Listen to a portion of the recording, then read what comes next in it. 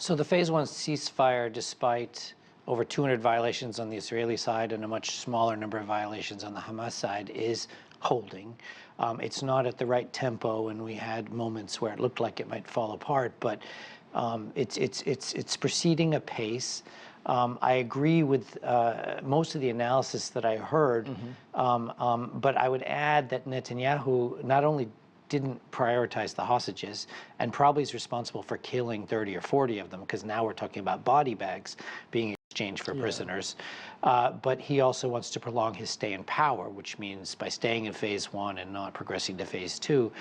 his own political longevity is assured for a longer period. And I don't think, I've been thinking a lot about Trump lately, because Trump is both extremely pro-right-wing Frank of Israel, but he's not really a Zionist, and he also has anti-Semitic tendencies. So there's this strange dance that's going on, and a lot of the behind-the-scenes things I've been hearing, insults towards Netanyahu, things like that from the Trump administration, suggest to me that Trump wants things his way, not necessarily Netanyahu's way in every way, but keeping in line with what all the other co-panelists have said, that it's all about Trump's personal enrichment, Trump's personal relationships. The idea,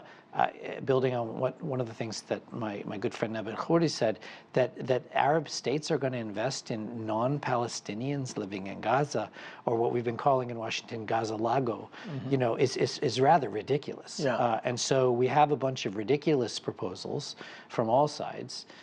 We have perhaps the most expansionist Israel we've seen in 40 years.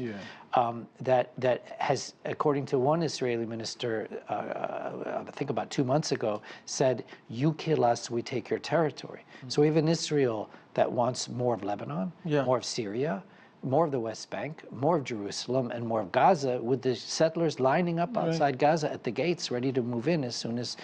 Trump and Netanyahu give them the green light. So this is an untenable situation and a bit of an impasse in terms of phase two.